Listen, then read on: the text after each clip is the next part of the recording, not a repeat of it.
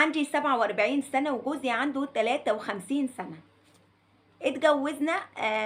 جوزي كان راجل محترم جدا، ما كانش بيخليني محتاجة اي حاجة. ربنا رزقني باربع بنات، عشت معاه سنين طويلة على الحلوة والمرة.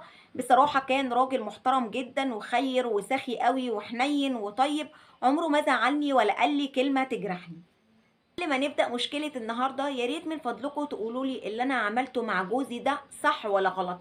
اللي انا عملته مع جوزي ده ربنا هيحاسبني عليه ولا لا؟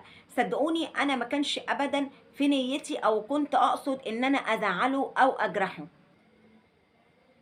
بس بأمانة انا ندمانة ندم شديد. مش بقدر انام من تأنيب الضمير. يا ريت من فضلكم تسمعوا مشكلتي للنهاية وتقولوا لي اذا اللي انا عملته ده مع جوزي صح ولا لا، وهل ربنا هيحاسبني عليه ولا لا. وقبل ما نبدأ مشكلة النهاردة، يا ريت من فضلكم كمان ننزل نصلي على النبي كلنا في التعليقات. وصاحبة مشكلة النهاردة بتقول: أنا سيدة عندي 47 سنة، جوزي عنده 53 سنة. اتجوزنا. كان جوزي راجل محترم جدا، عمره ما زعلني ولا قال لي كلمة تضايقني أو تحرجني أو تزعلني. كمان كان شخص حنين طيب محترم. آه كل الصفات الكويسة فيه. ربنا رزقنا بأربع بنات، ما كانش مخلينا محتاجين أي حاجة، ولا أنا ولا بناتي. أنا ما عنديش ولاد صبيان. بناتي الحمد لله كلهم في جامعات، في منهم اللي اتخرج وفي منهم اللي لسه بيدرس في الجامعة ما اتخرجش. جوزي من فترة كده تعب، أخدته على الدكتور، طلب منه شوية تحاليل وإشاعات وشوية فحوصات كده عملناها. وبعد ما ظهرت النتائج دي بتاعت التحاليل والإشاعات، اكتشفنا إن هو عنده سرطان الكبد، وكمان في مرحلة متأخرة جدا. طبعا كانت صدمة بالنسبة لي وصدمة كمان بالنسبة له، وزعلنا جدا أنا وبناتي وهو. ما كناش متخيلين ان ده هيحصل. ربنا يكفيني ويكفيكم شر فواجع الاقدار. بصراحة في اول تعبه هو كان تعبان، ايوه، بس كان بيقدر يتحرك، يعني بيقعد معانا على السفرة ياكل، يدخل يستحمى لوحده، يدخل الحمام لوحده، يتحرك حتى لو حركات بسيطة، ياخد العلاج، ينزل مثلا يقعد على القهوة مع اصحابه تحت. يعني كان بيتحرك بس كانت حركات بسيطة، بس كان بيقوم بمهام نفسه، يعني ما كانش محتاج مساعدة مني ولا من بنات ولا من اي حد. بيقدر ياكل، بيقدر يشرب، بيقدر يعمل شاور، بيقدر يعمل لنفسه قهوة. يعني الحاجات البسيطة دي بيقدر يعملها بنفسه. لحد ما بدأ ياخد كورس الكيماوي والإشعاع، بعد كده حالته الصحية اتدهورت جدا، بقى تعبان. كمان بقى يعني يعتبر رقيد فراش، ما كانش بيتحرك. لازم حد يدخله الحمام، لازم حد يأكله، لازم حد يشربه، لازم حد يغير له ملابسه، لازم حد يهتم بنظافته. يعني كان محتاج رعاية، وكان محتاج اهتمام، وكان محتاج حد ان هو يخدمه او يساعده. طبعا زي ما بوصف لكم كده، هو بقى قاعد على السرير، نايم على السرير، مش قادر يتحرك حتى يدخل الحمام. ابتديت افكر في حلول اعمل ايه في حكايه الحمام دي. فاشتريت له بامبرز. اشتريت له بامبرز وبقيت استخدم له البامبرز، وكل من فتره للتانيه كده اشيك على البامبرز، اشوفه لو عايز يتغير بغيره له. المشكلة بقى ان انا قرفانة جدا جدا من جوزي، قرفانة من موضوع البامبرز ده وتغيير البامبرز، او حتى ان انا اشطفه بعد كل تغيير بامبرز. طبعا المنطقة دي لازم تتغسل وتتشطف كويس جدا. قرفانة.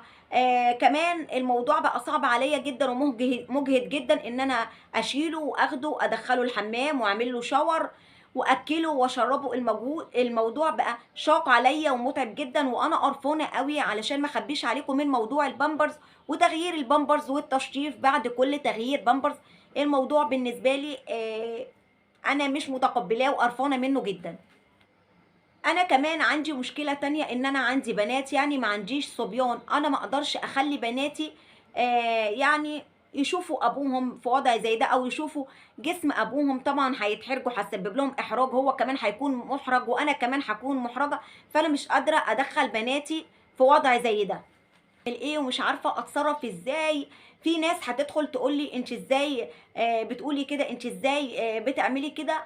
هي دي الحقيقه، بامانه انا مش عارفه اعمل ايه، خاصه في موضوع البامبرز ده انا مش عارفه اتصرف معاه، ومش قادره يعني ما عنديش قابليه ان انا اغير البامبرز، مش قادره اعمل حاجه زي كده.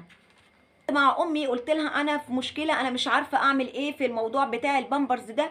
قالت لي خلاص وديه عند اخته، هو بيحب اخته جدا واخته كمان بتحبه جدا، وكمان اخته عندها 3 شباب، يعني ولادها 3 شباب صبيان، وديه عند اخته. اخته هي اللي هتقدر جوزها وولادها الصبيان هيقدروا يشيلوه ويحموه وينضفوه ويغيروا له البامبرز ويشطفوه بعد البامبرز.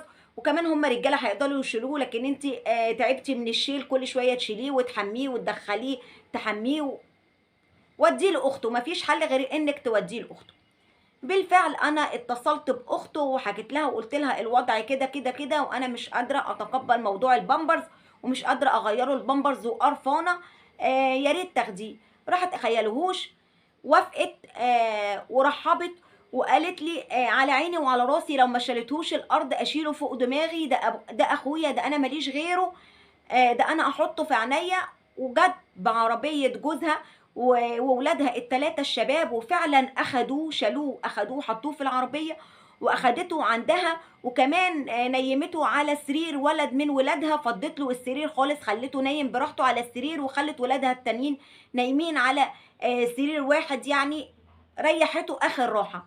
فعلا كانت بتهتم بيه جدا، وتغير له البامبرز هي مره وجوزها مره وولادها الصبيان مره، وتحميه وتنضفه، كانت مهتميه بيه قوي.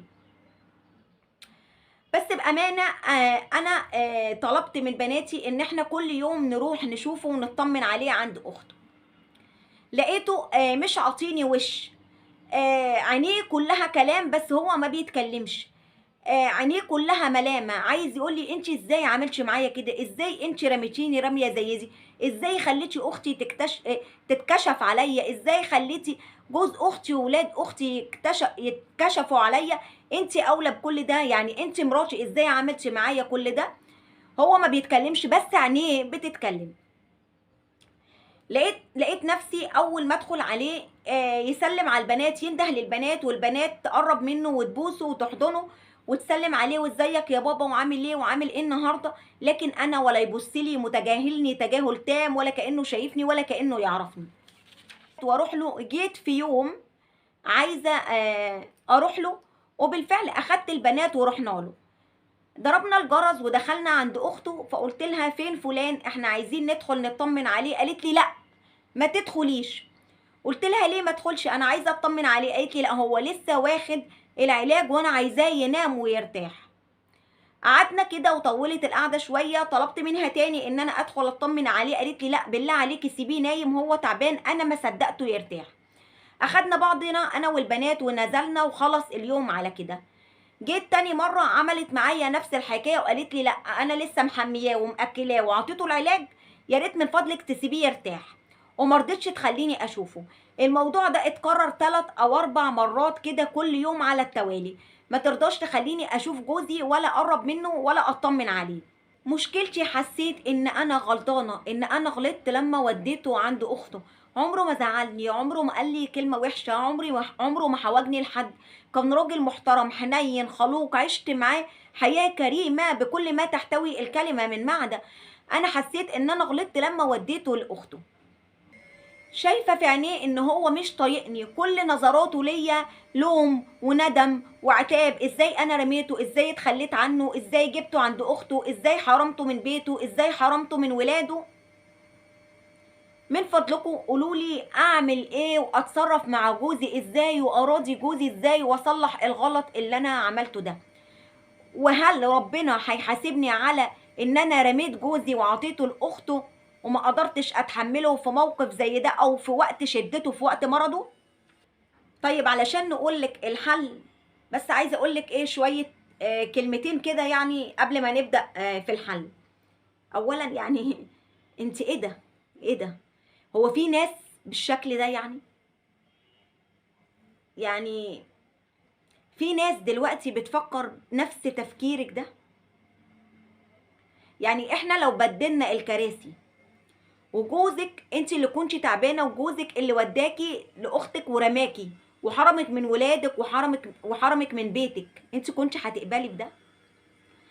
يعني الناس بتتعرف، ومعادن الناس بتتعرف في وقت الشده. مفيش شده اكتر من مرض السرطان، مفيش اشد من كده. يعني هو لما جاله المرض انت ما تحملتهوش ورميتيه ووديتيه عند اخته.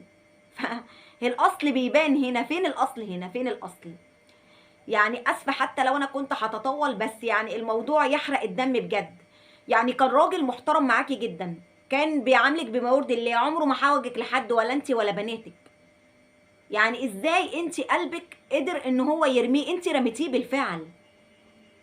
ازاي؟ ازاي رميتيه وتخليتي عنه في وقت هو كان عاجز فيه فعلا، في وقت هو مش قادر يتصرف، مش قادر يتحرك، مش قادر ينطق، مش قادر يتكلم، مش قادر يقولك انت ايه اللي انت عملتيه ده. عاوزه اقولك ان السرطان ده اصعب انواع المرض، 50% علاج و50% نفسيه. يعني السرطان علاجه كيماوي واشعاع ونفسيه. النفسيه اهم من العلاج الكيماوي والاشعاع. النفسيه اهم. النفسيه عامل كبير، عامل كبير جدا في الشفاء او التعافي من مرض زي مرض السرطان ده. فانت التصرف اللي انت عملتيه ده انت كده موتيه اكتر ما هو ميت كل يوم من العلاج ومن الالم اللي فيه. انت كده بتموتيه اكتر. فحسبي الله ونعم الوكيل فيكي بجد. حسبي الله ونعم الوكيل فيكي. داين تدان، مفيش حاجه بتروح. زي ما انت رميتي جوزك، بناتك برضو هيرموكي. يعني انت بتعلمي بناتك ايه من تصرف زي ده؟ ان انت رميتي ابوهم. زي ما انت رميتي ابوهم، هم كمان هيرموكي لما تكبري او تتعبي تمرضي. هم كمان هيرموكي، صدقوني مش هيشيلوكي. علشان انت علمتيهم ان هم يرموا ابوهم وما يشيلوهوش، هم كمان هيعملوا معاكي كده. كان عندك حلول كتير، انت مش قادره تشيليه، البنات يشيلوه معاكي. كنت قسمتي المهام بتاعت البيت. بنت مثلا تنزل تشتري طلبات البيت، واحده تانية تنظف البيت وتشطب المطبخ، انت تقفي تطبخي، واحده التالتة تقف معاكي تساعدك، او الاتنين التانيين يشيلوه معاكي، يعملوا له، يدخلوه الحمام. حتى لو مش هيبصوا على المنطقه دي، مجرد ان هي تشيله بس معاكي، وانت بعد كده تقدري تخلعي ملابسه وتحميه لوحدك وتدخليه الحمام لوحدك، تقدري تغيري له. يعني ايه قرفانه منه؟ يعني ايه؟ يعني ايه قرفانه ان انا اغير له البامبرز؟ يعني احنا لو ما تحملناش بعض وشلنا بعض في وقت زي ده، هنشيل بعض امتى؟ من هنا بيجي الاصل، من هنا بتيجي المودة والرحمة، من هنا بيجي الحب. ربنا قال وجعلنا بينكم مودة ورحمة، ما قالش حب. ليه؟ عشان المودة والرحمة هي دي اللي بتكمل العلاقات، هي دي اللي بتدوم. لكن للأسف انت ولا عندك قلب، ولا عندك حب، ولا عندك مودة، ولا عندك رحمة، ولا عندك أخلاق، ولا عندك أدنى مسؤولية. يعني بدل ما ترديله الجميل في وقت تعبه ومرضه وتشيليه فوق راسك كمان، بتقولي له انا مش قادره اخدمك، انا قرفانه منك. ايه ده؟ يعني ايه ده؟ بالله عليكي ايه ده؟ ايه ده؟ يا ستي كنتي تعاملتي معاه من باب جبر الخواطر، ان انت تجبري بخاطره، تراضيه وتطبطبي عليه في وقت مرضه. خدمتك دي هتراضيه وتطبطب عليه وتجبر بخاطره. ده في باب في الجنه لا يدخله الا جابرين الخواطر، اسمه باب جبر الخواطر. يعني حتى هو جوزك وشفتي معاه منه كل حاجه كويسه، عامليه من باب جبر الخواطر. في باب في الجنه اسمه باب جبر الخواطر، ما بيدخلهوش غير اللي بيجبروا بالخاطر. ربنا يجبر بخاطرنا جميعا، اللهم امين. صدقيني لو بدلتي الادوار هتموتي نفسيا اكتر ما تموتي من مرض السرطان.